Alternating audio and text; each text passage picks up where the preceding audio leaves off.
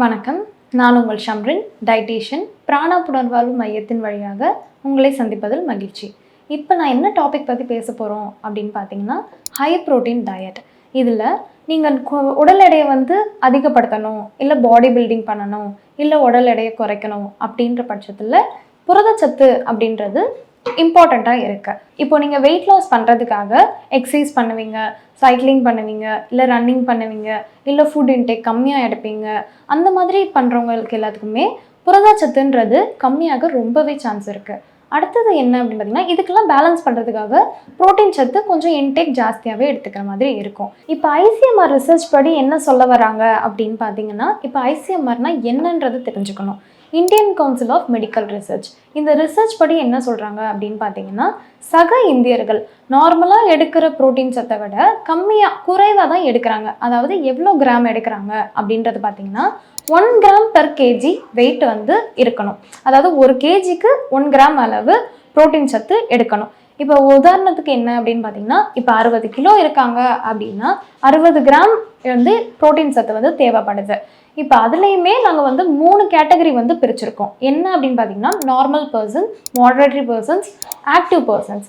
ரொம்ப ஆக்டிவாக இருக்கிறவங்க எந்த கேட்டகரியில் வருவாங்க அப்படின்னு பார்த்தீங்கன்னா, body builders, gym persons, sport persons, அந்த மாதிரி பர்சன்ஸ்லாம் ஹைலி ஆக்டிவ் பர்சனில் வருவாங்க.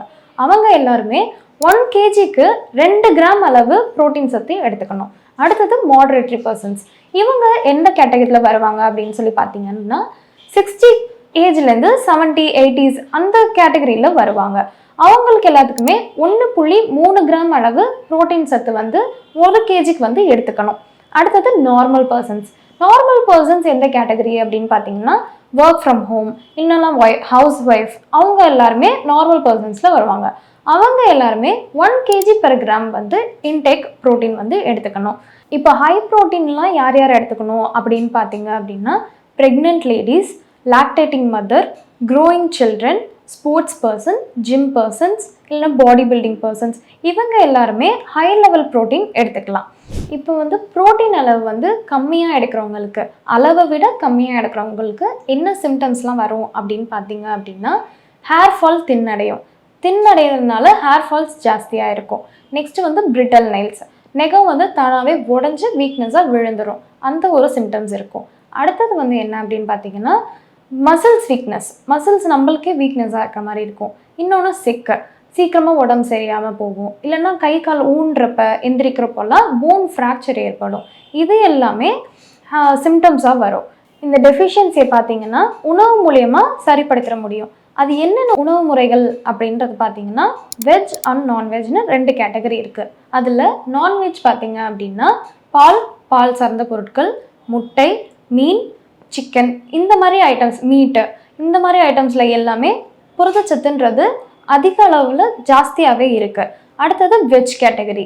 இப்போ வெஜிடேரியன்ஸ்லாம் ஜாஸ்தியாக இருப்பீங்க, நான்வெஜ் என்னால் சாப்பிட முடியாது, அப்போ நான் எப்படி வெஜிடபிள்லையே நான் எப்படி புரதச்சத்தை எடுத்துக்கிறது அப்படின்னு பார்த்தீங்கன்னா, ஃபஸ்ட்டு கொண்டக்கடலை, வெள்ளை கொண்டக்கடலை இருக்கும், கருப்பு கொண்டக்கடலை, இது 2மே யூஸ் பண்ணிக்கலாம். அடுத்தது மஷ்ரூமில் அதிக அளவு ப்ரோட்டீன் சத்து இருக்குது. அடுத்தது நிலக்கடலையும் அதே மாதிரி 100 கிராம்ஸ் எடுக்கும்போது 0.5 கிராம் கிடைக்கும். அடுத்தது பார்த்தீங்கன்னா கீரை, அடுத்தது பிஸ்தா, ஆல்மண்ட், ஓட்ஸு, பம்கின் சீட்ஸு, இன்னொன்று மொச்சக்கொட்டை. இந்த மாதிரி ஐட்டம்ஸில் எல்லாத்துலேயுமே புரதச்சத்துன்றது அதிகமாகவே இருக்குது.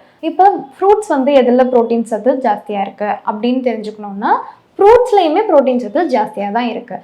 அதில் கொய்யா, ஃபஸ்ட்டு கொய்யா பழம், அடுத்தது அவகேடோ, அடுத்தது வாழைப்பழம், ஜாக் ஃப்ரூட், வாட்டர்மெலன், இந்த மாதிரி ஃப்ரூட் ஐட்டம்ஸில் நிறையவே ப்ரோட்டீன் சத்து ஜாஸ்தியாக இருக்குது.